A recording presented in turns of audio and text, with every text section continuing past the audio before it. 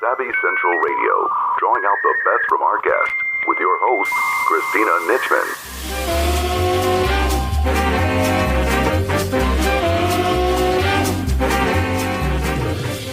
This is your host, Christina Nitchman. Each week, Savvy runs weekly broadcasts providing entrepreneurs and successful individuals a platform to express their dreams, hopes, lessons learned, expertise, and wisdom with the world. Our first guest today is Dr. Norman Rubillard, founder of the Digestive Health Institute. Dr. Norm is a gut health expert and the creator of a drug and antibiotic-free FastTrack diet. Find out more about Dr. Norm and his practice at the digestivehealthinstitute.org. Our second guest today is Judy Flickinger, registered nurse. Today, Judy and I discuss a difficult topic that's often not broached, and that is the end-of-life experience, how to make it better for the patients and their loved ones. Find out more about Judy and her book, The Spirit Matters, How to Remain Fully Alive with a Life-Limiting Disease, at spiritmattersauthor.com. Hi, Dr. Norm. Welcome to Savvy Central Radio. How are you today? Good morning, Christina. Thanks for having me on your show. Yes, it's a fabulous morning. It's quite warm out there after all that snow we just had, and we're so happy to have you talking this morning. You are the founder of the Digestive Health Institute of Gut Health, and this is so important. We talked before the interview how almost everyone I know past the age of 35 and 40 are having major issues with their gastro system, and it's like, what is going on here? So I'm hoping you can help our audience and fill them in on that. But before we get started with that, share with our audience a little bit about your backstory and what brought you to starting and founding the Digestive Health Institute. Sure. Well, my own background is microbiology. My career was pretty much based around biotech and pharmaceuticals. So it wasn't digestive health at all. But like some of your listeners, I also started having severe digestive issues in my mid-30s. In my case, it was chronic acid reflux. So I really have a lot of empathy for people with these types of issues. And honestly, even though I was a microbiologist and scientist, I never understood what caused it. I just knew that my own symptoms of heartburn and regurgitation were getting so bad that they literally interfered with my work, my sleep, and my overall well-being. And in fact, it got so bad that 1 week, a company I was working for had a science retreat up in Seattle, and checked into the hotel, had dinner, and went to bed. And I woke up, probably about 2 a.m, and literally leapt out of bed. And I was still half dreaming. And I remember the thought to this day that was in my mind at the time. I was thinking, I'm actually dying, and this is what it feels like to die. Wow. But then I woke up and my lungs were burning and I was choking and coughing. And I realized what had happened. I had had severe acid reflux, regurgitation of, the stomach contents, which has not only acid, but also enzymes and bile, and oftentimes even bacteria in it from our gut. And this had gone, and I had aspirated this into my lungs. And so I realized, at that moment, how serious my condition was becoming. And I had taken a number of different over-the-counter remedies and even some prescription drugs at the time, H2 blockers and proton pump inhibitors. They were by prescription, but they didn't work for me. And my symptoms, continued to get worse. Now, the story, actually, this was 10 years ago, has a happy ending. My son, who was a personal trainer at the time and a bodybuilder, he convinced me that I could get into a little bit better shape myself. So we agreed to buy a treadmill for the house. And I also, on his advice, decided to go on a low-carbohydrate, high-fat diet. So I bought one of the best-selling books at the time, written by Dr. Michael and Mary Denny. It's called Protein Power. I read it, and I went on this diet. But what happened was quite amazing. I completely forgot about losing any weight because within a day and a half, my reflux symptoms and my severe heartburn completely went away. Wow. I mean, it was shocking. And it was just a total accident. But, that observation that I was essentially, seemed to be cured as long as I stayed on this diet, was just mind-blowing to me. And I got really curious. I guess maybe the scientist in me wanted to know what's up with this. Why, do carbohydrates somehow cause heartburn? Nobody had said anything about that, even though there had been some small studies down at Duke showing that people that went on a low-carbohydrate diet, their symptoms, in fact, improved. So it wasn't just me saying this. But I started doing some research. I decided to see if I could get to the bottom of it. So I essentially started following the digestive process. It starts out when you eat food, you chew it up, and there's an enzyme called amylase in your saliva that starts to break down the starches. You swallow it, and your stomach starts churning it around. But meanwhile, there's stomach acid and other enzymes like pepsin that help break down the proteins. And then the food moves to your small intestine. And this was only about a day into my research on this. And all of a sudden, a light bulb went off in my head involving gut bacteria. Now, this is a big topic these days, right? The microbiota and a microbiome and all, it's, gut health and our gut bacteria. It's a huge topic. But 10 years ago, it was really something that was discussed more in scientific circles. But when I thought about digestion in the small intestine and carbohydrates and how they might cause acid reflux, this is the light bulb that went off in my head. As a microbiologist, I actually had studied and grown a wide variety of bacteria for years in graduate school and as a postdoctoral fellow when I was at Tufts in Boston. And even though we were growing these bacteria for different reasons and studying, different aspects of their genetics, we constantly needed to grow enough bacteria to work with. And when I was at Tufts, I was actually working with intestinal bacteria, some real big players like Bacteroides fragilis and E. coli and so forth. And here's what 2 points I remembered about bacteria right off the top of my head. They prefer to get their energy from carbohydrates. And they produce lots and lots of gas. Oh, my. And so this theory hit me, and it's completely different from the residing theory of acid reflux, which stood for 60 years. So this is completely new way of looking at this. Here's what I thought. If you consume too many carbohydrates, and some of those carbohydrates don't get properly digested and absorbed into your bloodstream, they will persist in the small intestine. And it's possible that they're feeding like a bloom or an overgrowth of gas-producing bacterial strains. So, and there's a couple of terms for this. One's gut dysbiosis, a general imbalance of bacteria in the gut. But the other one was interesting to me. It's called Sibo, for small intestinal bacterial overgrowth.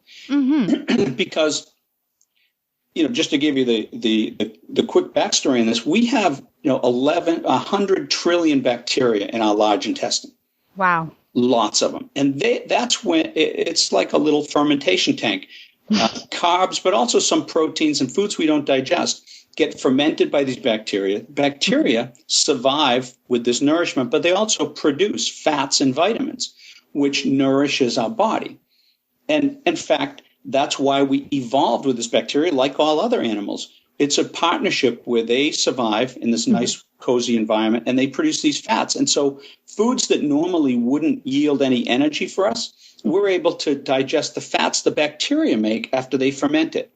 So bacteria have actually helped humans survive starvation many, many times throughout our evolution. So that's why they're there. But in the small intestine, there's actually very few bacteria. So compared to 100 trillion, you have maybe 10,000. And at the early part of the small intestine, where our own critical digestion takes place, there's almost no bacteria, because that's where all of these delicate digestive structures are, villi and microvilli with little enzymes on their tips that help us complete the final breakdown of food and absorb it into our bloodstream. So we don't want bacteria there. But my idea was the bacteria might be proliferating into the small intestine, producing all this gas, and that gas works its way into the stomach and literally causes acid reflux. Imagine, dropping a Mentos candy into a bottle of Coke. Yeah, I've seen it. How simple this idea was. This is blowing my mind because, as I told you before the interview, a number of people I know, including myself, were dealing with a lot of uncomfortableness, gastro problems and such after the age of, say, 35. And I was like, what's going on? I'm not that old. For me, I noticed I have a doctor coming up on my show who's created a whole book called No Grain, No Pain. And I said, well, I'll give it a shot. And basically, it's just getting rid of all of the grains, aka carbohydrates. He really asked people to stay away from carbohydrates. And like you with the diet that your son gave you, when I stayed off of it for 6 weeks, I lost weight. I'm not having gas anymore. I'm feeling tons more energy. And it's just really fascinating. What if people are dealing with gas? Is there anything they can start to do besides getting on low carbs that they can help speed along the process to a healthier gut? Well, and by the way, I'm a big fan of that work and a supporter of low carb and low or no grain and so forth. But the diet that this, so I initially made these observations with a low carbohydrate diet. But remember the author, Dr. Mike Eads and Mary Daniels was a co-author. They were co-authors of this book, Protein Power. He had mentioned heartburn and low carbs in his book. And so I was able to get in touch with him. And we actually became friends. He was a supporter of my theory, and we had many long discussions on this. But he asked me a very good question. He said, is it all carbs, or is it certain carbs that are worse than others? Maybe some are easier to digest and not a problem. And that set me on a 2-year research course to answer his question. It was just, his question was that fascinating to me. And so this diet morphed from a low carb approach, and that was in my first book, to an approach where only the most difficult to digest carbohydrates are systematically limited on the diet. And let me just tell you what those are.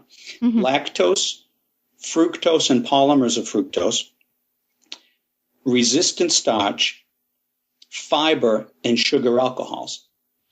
So, in other words, you mentioned a diet that said no grain, right? Correct. But in the FastTrack diet approach, we actually tease that apart further. And we say, well, okay, grains are bad. Well, let's take a look at grains in terms of these hard to digest carbohydrates. And it turns out there's really big differences. For instance, if you had a bowl, say just a 5-ounce serving of basmati rice, or Uncle Ben's white rice. Uncle Ben's, here's a good example. Uncle Ben's, there's 20 grams of resistant starch in a bowl, in a 5-ounce serving of Uncle Ben's rice. Now, you asked about, the problems with gas. Let's translate these grams of resistant starch into gas. Because we don't digest resistant starch very effectively, and it's mostly a type of starch called amylose. I'm going to talk about amylopectin in a minute, which is actually an easy to digest starch in some other rice types. But this amylose is hard to digest, and so 20 grams of that, we call it fermentation potential, and I came up with a formula to measure that. And so all our tables list the FP values, these fermentation potentials for hundreds and hundreds of different foods. And so looking at Uncle Ben's, you've got 20 grams of this resistant starch. But here's what happens. Bacteria can ferment those 5 carbs I talked about, including this resistant starch, and turn it into gas. So for 30 grams of unabsorbed carbohydrates, they can produce 10 liters of gas. Whoa. And so this bowl of Uncle Ben's rice has 20 grams. Right, but that's still about over 7 liters of gas. Wow. Now, if instead of having that Uncle Ben's, basmati is almost as bad, by the way, 17 grams. Oh, no. Right. I know, sorry, but eat it slowly and chew well. That will help. There's a tip. But let's look at a couple of different rices. Jasmine rice and short grain Asian glutinous or sushi rice. Yeah. They don't contain the amylose. They contain amylopectin starch, which is very light and fluffy and very easy to digest. Interesting. And so instead of having 20 grams of this gas-causing resistant starch in Uncle Ben's, you have none in jasmine rice. Wow. Yeah. Can I ask you something, Dr. Norm? Because I noticed, and I didn't notice it until I started doing this diet, that how grain-centric Americans are with, in particular, bread. I mean, in the mornings, we want our, sausage, egg biscuit, and sandwich for lunch, and pasta for dinner. I know for me, in general, I just love wheat stuff, bread in particular. Is there a way to not have gas-producing stuff and still have some sort of bread-type stuff? Sure. Well, see, that's why I developed the diet this way. And there are breads that are low FP. And by the way, before we jump into that, let me just tell you about how we measure these hard-to-digest carbs. Mike's question made me think about this for 2 years. And part of the reason is I couldn't come up with an easy way for people to avoid or limit, not avoid completely, but limit the amounts of fructose, fiber, resistant starch, lactose, and sugar alcohols, right? These 5. Unless you're the best nutritionist in the world, and even most of them wouldn't be able to tell you in every different food, how do you know how many of these hard-to-digest carbs are in there? But I had this thought. There's something called the glycemic index. Now, the purpose of the glycemic index test, they test the glycemic index by giving people these 50-gram servings of carbs and comparing how well the sugar from those carbs goes into the bloodstream compared to glucose, which is the simplest carb and the most effectively absorbed carb in the world. It goes into the bloodstream instantly when you consume it. That's why glucose is always the reference food. So while they're measuring how efficiently carbs from different foods, so your different breads, your pastas, the rice and potatoes, how quickly those carbohydrates get into the bloodstream compared to glucose, I use that same formula, but I manipulated the formula. So instead of measuring how efficient carbs are getting into the bloodstream, I measured how many of those carbs are not digested well and persist in the small intestine. So I manipulated that equation to turn it into something that measures FP, or this fermentation potential. So if these carbs are persisting in the small intestine, they at least have the potential to be fermented. And that's why it's called FP. And so the amazing part about this formula is it gives us a quantitative way to look at any food and see how likely it is to drive these gas-producing bacteria. And so let's talk about a couple of your examples. So you mentioned breads, right? Lots of breads are actually high in FP. And of course, they have gluten. If you have celiac disease or even non-celiac gluten sensitivity, you need to limit the gluten-containing foods anyway, correct? But for everybody else, if you don't have a sensitivity to gluten, you can eat bread provided you keep an eye on this fermentation potential. And so here's a couple of examples. If you have like that 7-grain bread, I forget the brand name, it's actually got, I don't know what it is per slice. It might be 10 or 15 grams of this fermentable material. I don't have the numbers right in front of me, even though we have a mobile app that makes it quick to look these up now. But if you instead had a French baguette, the FP points are very low, like 1 or 2. Wow, how come? Again, it's the nature of the starch and how the bread is made and so forth, because this FP, it's not something I'm making up. It's based on a calculation from the glycemic index where like 7-grain bread was given to 10 people to eat, and they took all these blood samples and they measured how quickly the carbs went into the bloodstream, did the same thing with the French baguette. And so they've done this for thousands and thousands of foods. So I'm just using their data and turning it around to say, well, how many carbs will be left in the gut? And so that's where this FP value comes from. It's not made up. It's not, people are like, well, why can't this be that? And I'm like, it's just a calculation. I'm just reporting what it is. Yeah, don't shoot the messenger. Yeah, exactly. And it turns out that most pastas, for instance, are very high in FP. And that's, I think, why people that eat pasta get heartburn, not because of the tomato sauce, not because of the sausage. It's the pasta. And, of course, tomato sauce, especially commercial sauces, they do have some sugar added, and they can be, give maybe 5 or 6 grams of FP in a serving. But if you make homemade tomato sauce, it's probably a little bit, it's a little bit lower. So, but again, the real elephant in the room are these 5 carbs. And so most pastas are bad, but there are rice pastas that are much lower. Mm-hmm. So there's an option for you. Yeah, and that's interesting because my whole diet beforehand was mostly pasta in the evening, sandwich for lunch, and some sort of bread with coffee in the morning. And I wondered why I'm having gas 24/7. Same with me. That's how I was raised. Exactly. And I know, and it's interesting how most of our American culture is centered around something with bread and also cheese thrown on top. I wouldn't believe that almost every sandwich place you go to, they throw cheese on it along with bread. So we're really over cheese and kind of bread centric. But you mentioned something before that I found very interesting that I know nothing about, and that was small intestinal bacteria overgrowth. You call it SIBO. Explain more about what that all is and how that translates into people's diet and health. Sure. Well, first of all, so I was proposing that Sibo is actually causing acid reflux, my own acid reflux. And the theory is very strong. I mean, on a longer show, we can really get into the evidence, but it's in the books. It's in the FastTrack digestion books.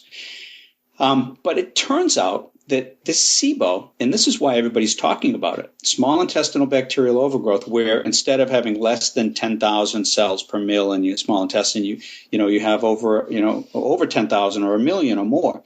And they stop making a lot of gas. And so that's why Sibo is linked to so many functional gut disorders. So not only acid reflux or heartburn, but also irritable bowel syndrome and, and a number of these other ones, functional diarrhea, functional constipation. They say functional because they can't find out anything that's wrong with you. And that's just because our tests are not good enough to determine it. But the hydrogen breath test we can talk about later, that is a test that's helpful. But so in addition to all of these, bloating and diarrhea and constipation, heartburn, IBS, there's many more conditions that involve Sibo. And some of those are actually autoimmune. Some are systemic. For instance, rosacea. There's a very high number of people with rosacea that have Sibo. And it's probably why antibiotics are helpful for people with rosacea. And there's 32 million people right there. So acid reflux at 60 million, IBS 50 million, rosacea 32 million. Asthma has a very strong connection with acid reflux. Wow. 80% of asthmatic kids have acid reflux, chronic acid reflux. And I wrote an article on my blog site about why that is. And I really think it's because the acid reflux is exacerbating these asthma symptoms. And even though there were large studies done that showed that kids on asthma that took Nexium, they did a huge study, several studies, but some of them were multi-center, with over 1,000 kids, and Nexium didn't help a bit. So they were concluding that acid reflux doesn't cause asthma. But that's not quite true because people that get a fundoplication operation that closes this sphincter on top of the stomach, tightens it, they have dramatically improved asthma symptoms and can reduce their medicine quite a bit. So I think the reflux itself is triggering the asthma in many cases, but that it's not just the acid component. We talked about the bile and the enzymes and maybe bacteria. So anyway, there's that. Autoimmune diseases is 24 million people. They're linked to Sibo, right? And leaky gut. That's big in a lot of forums these days. Because this Sibo can cause your gut to become leaky. And so it makes sense that it's connected to these autoimmune diseases. Fibromyalgia, interstitial cystitis, the list goes on and on. Celiac disease, Crohn's. What is Sibo and how does it affect you and what can people... Now, also, I wanted to add in there, can probiotics help? Because I was curious about that myself. Right. And there are certain probiotics that can help a little bit, but short of like a fecal microbiota transplantation, the data on probiotics is not great so far. There's a couple of instances where it can be helpful. But so we talked about bacteria overgrowing in a small intestine, right? And not only do they make these gases that we talked about, but they also make toxins, other end products, and even their own proteolytic enzymes. Remember, bacteria are trying to gather food and break it down and pull it into their cells too. So they secrete these enzymes, and those enzymes can damage the small intestine and these little enzymes we talked about that are on top of the microvilli. So all this damage from Sibo damages the structures in the small intestine that help us efficiently digest these foods. And so we get more malabsorption, which feeds more bacteria, which produces more toxins and enzymes and damages the intestine even further. And so Elaine Gottschall, in her book, Breaking the Vicious Cycle, in the 90s, first wrote about this. And it was really a fabulous phrase, the vicious cycle. It is a vicious cycle. The more of the Sibo that occurs, the more damage there is, the more malabsorption, and the more bacteria gets fed. And so you have to break that cycle, right? And so to do that, you really need to look at what are some of the causes now of Sibo, right? Because that's where how you're going to get to a meaningful intervention. And I talked a lot about carbohydrate malabsorption, right? And we had talked about getting older, and maybe we don't digest foods quite as well. And so as you get older, you tend to have more carbohydrate malabsorption. I truly believe that. And so I think one of the biggest things and the key for control is that, even though these bacteria are supposed to salvage carbs and we get the fats from them, if too many are escaping digestion and absorption, they're overgrowing in the small intestine and causing all of these symptoms. There's a lot of evidence for that. But there's other things that can contribute to Sibo as well. And some of these are theoretical, and some of them there's some data to back it up. But a big area of study is motility problems, how well food moves through the intestine. If it's too fast or it's too slow, and think of constipation and diarrhea and so forth. So that's one thing to keep in mind. Another thing is stomach acidity. Long-term infections with H. pylori can lead to a condition called atrophic gastritis, where your stomach doesn't make enough acid. But plenty of people have that condition already because they take proton pump inhibitors or H2 blockers. And that's what those things do, is get rid of your acid. And so that acid is actually important for helping to control bacteria in our gut. And so when we go and neutralize it, that's a bad thing. So treating H. pylori and not taking these acid-reducing drugs. Immune deficiencies are another one. Drugs, HIV infections, celiac and Crohn's disease, those can all, that's why I think they're linked to Sibo as well. Antibiotic use is a big one, right? Everybody's taking antibiotics for all these different reasons. Some of them you need to take antibiotics for. And we mentioned H. pylori. There's an example of when you need an antibiotic, but they are gut wreckers. They don't just kill the bad bacteria, no matter what anybody says. They kill a broad variety of bacteria. So they're disrupting our microbiota. GI infections, about 30 cases of IBS can be tracked back to somebody had a specific pathogen that got in their gut and made them very sick, whether it's bacterial or salmonella or a norovirus. They got gastroenteritis. They get very sick, and it ends up, again, disturbing your microbiota. So there's some of the causes. And the treatments, what can we do? But first of all, here's a few things we shouldn't be doing, right? Most of the common medicines for SIBO-related conditions literally treat the symptoms. PPIs, antidiarrheals, laxatives, pain meds, etc. They're really treating the symptoms. Now, there are also antibiotics, right? If it's an overgrowth of bacteria, the rationale is we need to kill it. I'm a microbiologist by training. That's what I learned in school too. Bacteria, kill it. That's the way we thought about it. But when it comes to our gut, no, that's a rainforest we need to protect. Except that if you're killing it, you're not just killing, as you said before, the bad bacteria. You're killing all the bacteria. In which case, you need the good bacteria.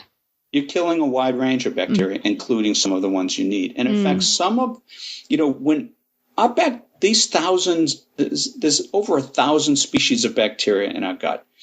And so it's like a rainforest. And then if you counted subspecies and substrains, there's just thousands and thousands of different types of bacteria. And not all of those are represented in really high numbers. And it depends on a diet, too. And so some of these types of bacteria reside in lower numbers until they're needed. But also these could be keystone species under certain circumstances, but if they're represented at lower numbers at a given point of time, maybe even a couple of hundred cells, when you come in with an antibiotic, you could actually lose those species, go extinct. And so how do you recover those? And so this shotgun approach of antibiotics is really, unfortunately, it's being used as a first line of defense for Sibo, as well as herbal antibiotics, allicin, oregano, berberine, neem. No matter what the antibiotic is, you still need to look at what is the spectrum of organisms that it kills. And then you also have to ask, what are some of are there other side effects or health risks, or what's the chance of antibiotic resistance occurring? I mean, you could do a whole show just on antibiotic resistance. Methicillin-resistant staph, carbapenem-resistant Enterobacteriaceae. The list goes on and on. I mean, it's terrible, and it's killing tens of thousands of people a year because they get a bacterial infection that antibiotics don't work anymore because we've abused them. So my point is a science-based diet, like the FastTrack diet, should be the first things doctors reach for, not the last.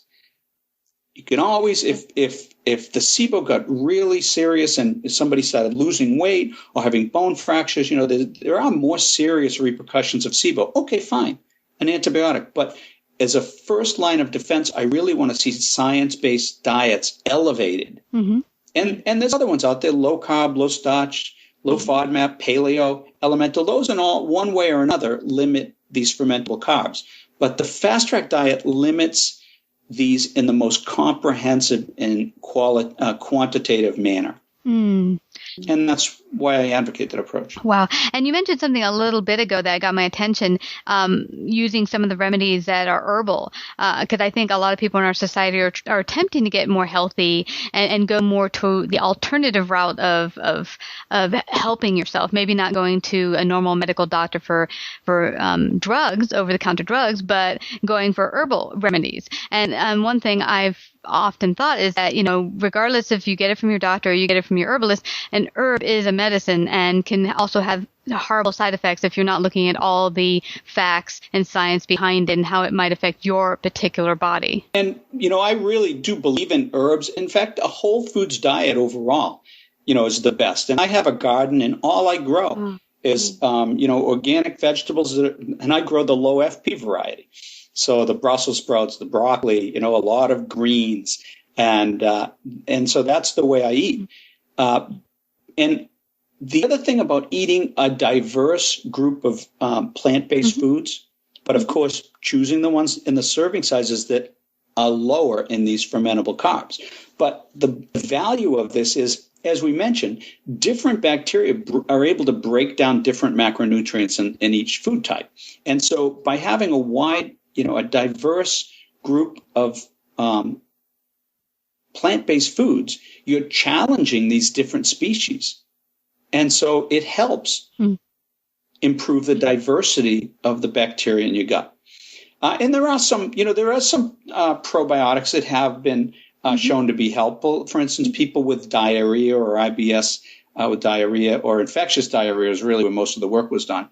But Lactobacillus strain GG has been shown to be helpful. Saccharomyces boulardii, both for diarrhea, especially diarrhea due to rotavirus. And I hope you never have that experience. It's pretty unpleasant. No, I can imagine. Now, you said lacto whatever. Isn't that the thing that's in dairy, or no? Is that something different? Yes. Oh, it is. Yes. So lactic acid bacteria are in yogurt as well as fermented vegetables.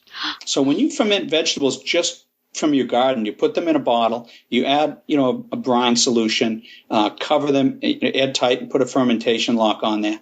Essentially, what begins growing and fermenting these vegetables is lactic acid bacteria, a whole variety of them.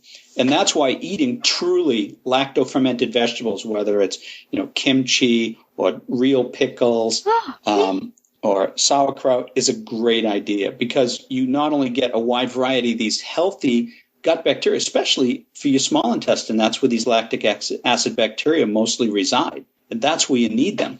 But they also produce a lot of these short-chain fatty acids that are gut healthy and also act as a preservative. And that's why they call them lactic acid bacteria, right? They make lactic acid.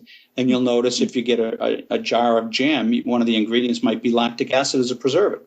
Wow. So it's good for keeping the other bacteria keeping the numbers reduced in the small intestine. So, yeah, I can't say enough about fermented foods. Well, thank you. I didn't know that. It's really informative. And thank you so much for sharing all this incredible information that is so important to, well, a lot of people I know, including myself. So I'm so grateful. Before we end on out, I want you to let everyone know where they can contact you, find out more about you.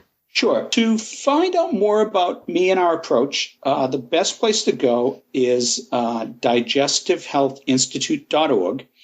And there you can download actually a free ebook, but it's a pretty extensive book all about the diet and all about the concepts we've been talking about. But you can also get the actual FastTrack digestion books. There's one for IBS and there's one for heartburn. We're actually writing more. It's a book series. But those two are available, as well as the ebooks and the print books.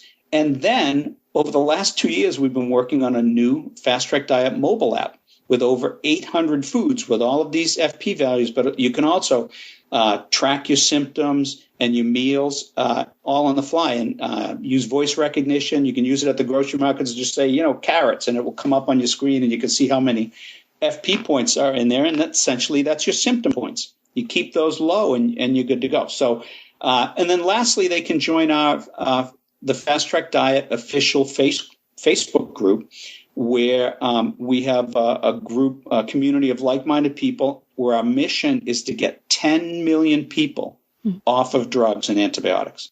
Bold mission. So again, you've also opened our eyes to a whole slew of information and things and ways in which we can also create wellness and health in our lives, and I really appreciate that. Thank you so much, Dr. Norm, for coming to Savvy Central Radio today. My pleasure, and thank you for your questions. You're welcome. And here's our interview with registered nurse Judy Flickinger. Hi, Judy. Welcome to Savvy Central Radio. How are you this evening? I'm just fine, Christina. Thank you for having me. I'm very pleased to have you this evening, and we're going to talk about a very important topic that we've never touched on Savvy Central Radio, and actually it's one I've rarely seen touched in my own life as well as in the general public and in our culture, and that is of terminal illness and dying. It's a very uncomfortable topic. People don't like to go there. But before we head on there to that topic, share with the audience a little bit about your backstory and what brought you to writing your book on this very subject, Spirit Matters. And share also, you're also a nurse, so share a little bit about that. Well, I've been a nurse for a very, very long time.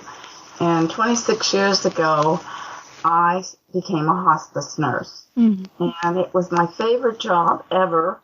And one of the things that just became very, very evident to me in taking care of dying people was their spirit, who they are as a person inside of them. And keeping that alive and well became the focus of my practice. Mm-hmm. Because I found if you did that, very often they did better, and they went on living far longer than we thought they would, just by helping them remain strong with their own human spirit. So I used to teach classes in this to other nurses and social workers, and I started giving lectures, and then my husband and I were getting ready to retire, and I had all this good stuff that I had developed over these years, and I said to him, golly, I just hate to put this stuff away because no one was talking about it still. And he said, honey, why don't you write a book? And I said, well, I'm not a very good writer. And he said, well, you're right about that, but he is a good writer. So he took my words, and he made them beautiful and made this wonderful, helpful book, Spirit Matters, How to Remain Fully Alive with a Life-Limiting Illness. And it has just been a revelation to me, the good that it has done. I get calls all the time from people that have either heard me speak or have read my book and the help that it has given them. And that's what I'm all about. education. And it's such an important topic. I'm glad that you did write the book and that you're doing that wonderful work, or did that wonderful work as a hospice, because it's a work that many would not want to touch. But tell me, through all your experiences, why do you think that our culture in particular really avoids death and talking about serious illness? Why do we kind of push it away? Well, for one reason, physicians are taught to cure, and that's wonderful if your condition is curable. But Christina, 100% of us are going to die, and 90% of us are going to die of a chronic, lingering illness. Now, that can be cancer, it can be end-stage heart disease, lung disease, the neuromuscular diseases, dementia, kidney disease, all these heart disease, all these diseases that 90% of us are going to die of. And physicians are not trained in end-of-life care. So people wait for their physician to talk to them about hospice, but physicians are not trained in that. So it gets put on the back burner and no one talks about it. And it causes a lot of unnecessary suffering. And that's what I'm trying to prevent, trying to educate so people will not have this unnecessary suffering. Yeah. It's not brain science. It's not that difficult. Yeah, I totally get you. And prior to our interview, I mentioned seeing my grandma go towards death. She had cancer, pancreatic cancer, and was suffering quite a bit. I think she suffered for about a year before she got diagnosed, and then once she was diagnosed, it was 3 months and she was gone. But the interesting thing I found is it just wasn't the physicians or some of the nurses even that had problems of facing the idea of death. It was actually a lot of people in our family, because it was my grandma who really had a great desire to talk about her pending death, because she could feel it was coming and she wanted to pray about it and get ready and prepared for it. And the nurses, the doctors, and my family members were like, no, you're fine. You're going to go home next week. It's all going to be good. And in my head, I'm thinking, I was a kid, and I'm thinking, I don't think so. What would you say to families who might be going through this, how they might approach it in a way that's, doable for everyone, but helps everyone get through the transition? Well, there is a new program called the Conversation Project, and your listeners can find it online, theconversationproject.org. And it is a series of questions that people can talk to their loved ones about and their physician. It's a fill in the blank. I guess the most important thing is what's important to you, because it's your own death. It's not their death. And everyone needs to know what is important to you.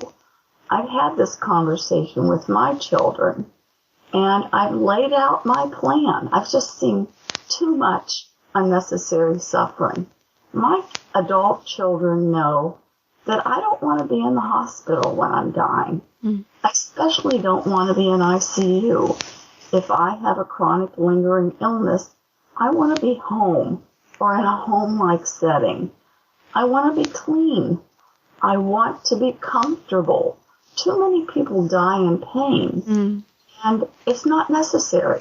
Hospice knows how to manage end-of-life pain, so that's unnecessary. I want to be, I want my hair brushed and my teeth brushed and the things that are important to my human spirit. I want that taken care of.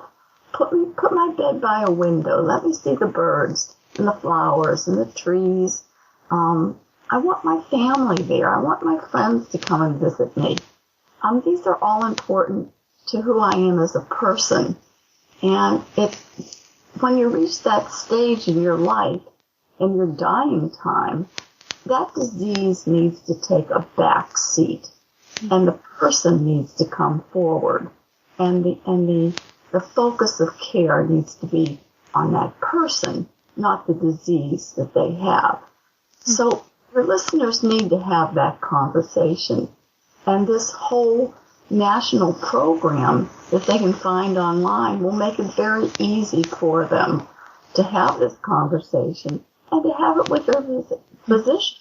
Because as I said, their physicians very often don't know when it's time for hospice. Yeah. I love that you're going here and sharing this very important information and allowing people to have the resources, because you don't want to wait to that time when your beloved parents or your loved ones are in the hospital or ICU, and now you're like, I'm not prepared to leave work. I have kids at home. I can't take care of you. I mean, you love your parents, you love your loved ones. You don't want to just throw them in some hospital somewhere or have them being taken care of poorly. My grandma was in the hospital all the way to the end, and some of the way she was treated was very inhumane. And I don't completely, blame the staff at the hospital. They're overworked, overtaxed, and so I think it's an important topic for us to have with the audience and each other to remember that, we all reach this stage and treat people within your circle in your life the way you want to be treated, with dignity, and to go out as a human being. And I bet your grandma, if she could have had her way, she would have liked to have been home. Absolutely. Yeah. If you're in the hospital, they have to be doing something to you. Mm. Well, you don't need, when you're dying, you don't need anyone doing anything to you. You just need comfort care. Yeah. You don't need aggressive care. And if you're in the hospital, they're doing something to you. Mm. When you're dying, you don't need a lot. But what you do need, you need very, very badly. Mm. Yeah. And also, it's another thing to mention that as it seems like a long time as you're going through whatever terminal illness you're going through, generally, I mean, like my grandma was suffering for 3 months in the hospital. Her time as far as being in the death period was not all that long. I mean, my family felt at the time it would be too much to take her in and take care of her because, my mom's a single mom, and we're like, how are we going to care for someone that needs so many things?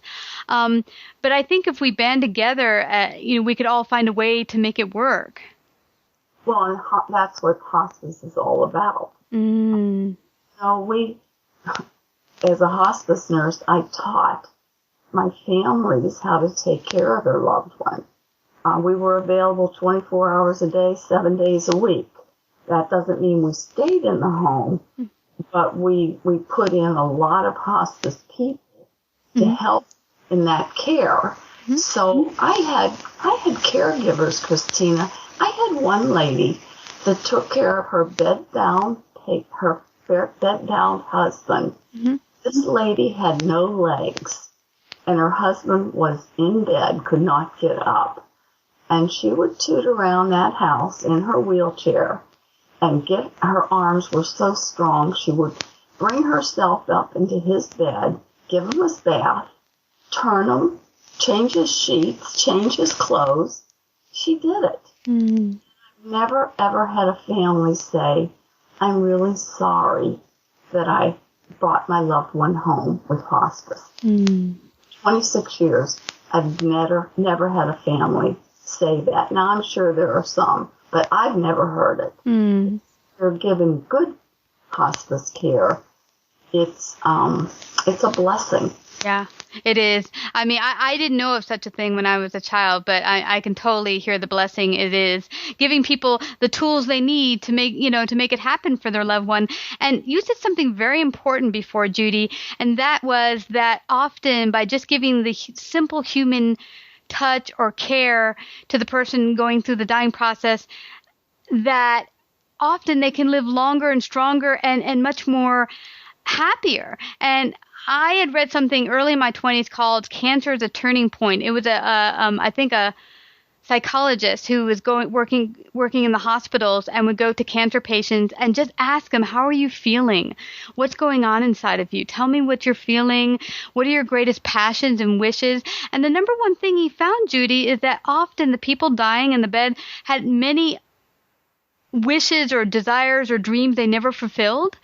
And by talking to him, they started to reach towards fulfilling them, whether it was writing a book or writing some poetry or something. They started to feel renewed, a sense of renewal in their spirit. absolutely, and I applaud him for doing that. And that, that was a part of my plan of care. I always sit down with my patients. First of all, we are required to ask, what are your goals? Well, some people look at you like, are you nuts? I'm dying. But they have goals. I call it their final bucket list. Mm-hmm. And we did marvelous things with our patients. One of our patients, his son was in jail. His son was in his 20s, and he was forbidden to come to his parents' homes. The courts forbid him to do that because he had been robbing from his parents for his drug habit. Well, the father wanted to see his son before he died. So we had the police bring that son to our hospital. We took the patient by ambulance to the hospital so he could visit with his son one last time. There's so much that's possible, but people don't even know what's possible. But hospice has seen what's possible and will bend over backwards to help that patient and that family achieve some goals and live their life to the fullest. There was a study called Coping with Cancer, and it had a lot of good information in it. They said patients that talk to their physicians about their end-of-life wishes, 2/3 of those enrolled in hospice in a timely fashion. They suffered less, were physically more capable, and were better able for a longer period to interact with others. And moreover, 6 months after the patient died, their family members were much less likely to experience persistent major depression. It's important. It's very important. Yeah. And save your family a lot of anguish if you have the help of hospice. But what we see is people come into hospice very, very late. And when someone comes into hospice for 2 days and then dies, I don't even call that hospice. I call that crisis management. Yeah. But, Christina, I have sent patients on vacations. I've sent patients back to work. When you get them in early enough and you get the support that they need, they go on living their lives. And isn't that wonderful? Oh, that is amazing. And we talked before the interview a little bit about how some of the medical system is kind of broken in the area of treating terminal illness and death. And I don't know. I mean, you've worked in the system for a long time. Do you see that sometimes the system sees it as kind of like a money train, that they don't really talk to their patients? Now, I know they're not trained to talk to them about death, but are they kind of trained to keep them in the system and not kind of, encouraging them to go to a place like a hospice? Well, physicians are running a business. Hospitals, that's a business. Nursing homes, that's a business. I think truly from what I've seen, some of it is about money. Some of it is because physicians aren't trained to have the conversation. They don't know they don't know what to say. They don't know how to say it. And so they avoid it at all costs. Sometimes it's because the physician has been caring for that patient for years. And it's very hard for them to give up. Yeah. But there was a study out of Stanford University, and the study revealed that 90% of physicians would forego resuscitation and aggressive treatment if they had a life-limiting illness. Now that says something about what they know. Wow, that is very telling. I had heard from a close friend way back that she was a surgeon. She said, "I don't think I ever want surgery, seeing some of the things that's gone on in past surgeries I've been in." I was like, okay, thanks a lot. No, but that's really, really telling that they would say that they don't want to be resuscitated or have any extreme work done, because they realize that, hey, once you've gotten to the point that you've done everything to help heal the body, now it's time to let it move on and transition. Correct. And one of the most common statements that hospice hears is, why didn't anyone tell me about this wonderful program before now? I needed this help for so long, and I didn't know about it, or I didn't know I could get it. And that's a shame. It's just a shame. And can I ask you, working in the hospice, how much have you seen forgiveness play a really big part in people's transitioning with their family and, of course, the loved one passing on? Well, I've seen some wonderful things happen. I write a story in my book about a personal story with my father. My father and I were estranged. He had left my mother after 38 years of marriage and left her very, very bitter. And I was the one helping my mom. So he and I just became, we drifted apart. We were never that close. Well, when he got ill in another state, he told his neighbor to call me because I'm the nurse. Well, I flew down right away to hit the state that he was in, and I started taking care of him. And everything I was doing for him, he would say, well, you can't do that. Well, you can't do that. And I said, Daddy, what do you think I've done all these years as a nurse? Of course I can do this. Well, then I decided to bring him home with me to where I live so that I could take care of him. So I got him stabilized so I could get him on the plane. And we got on the plane, and he ordered a glass of wine for both of us. And he raised his glass and he said, to my wonderful daughter, I never knew you were so smart. Aww. And I love you. And Christina, he had never in all those years told me that he loved me. Wow. You talk about forgiveness. I forgave him immediately. And I carry no anger inside of me today about my dad. So forgiveness is huge. I used to write down on a 3x5 card for my families and for my patients the 5 things you need to say to each other before death comes. And they are, forgive me. I forgive you. I love you. Thank you. And goodbye. Oh. So forgiveness is in that. Yeah. And it's important. It's very important. Because we've all hurt people. We've all hurt our loved one. Yeah. And they've hurt us. Yeah.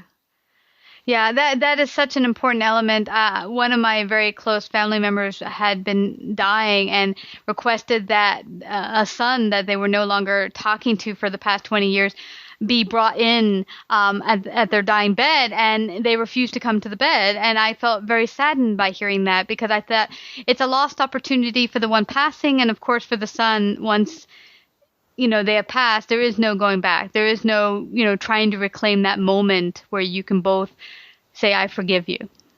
I always say no regrets. The path is set. It's my job to take some of the bumps out of that path, but no regrets. He's going to live to regret that, and that's a shame. Yeah, absolutely. Well, it's been so wonderful talking to you. I want everyone to know where they can find out more about you and your wonderful book. Where can they get a copy today? At Barnes & Noble, at Amazon.com, and it's available on audiobook as well. And again, it's Spirit Matters, How to Remain Fully Alive with a Life-Limiting Illness, and it's only $12.99, and it's just a plethora of information. And I do have a website. It is www.spiritmattersauthor.com. Perfect. And this is so important. I hope everyone listening in will take this a step further and have those conversations with your loved ones and just start to broach it for yourself, because you don't know when your last dying breath will be. I mean, I know myself, and I was talking to someone recently, that we often live like there's millions of tomorrows, as if, we have no end. And that's not true. Our very end could be tomorrow. So, live it to the best, have no regrets, and really, connect with your loved ones today, because you don't know if tomorrow's promised. Absolutely, Christina. Thank you so much for letting me share. You betcha, Judy. Thank you so much for coming and sharing your gifts and talents on Savvy Central Radio.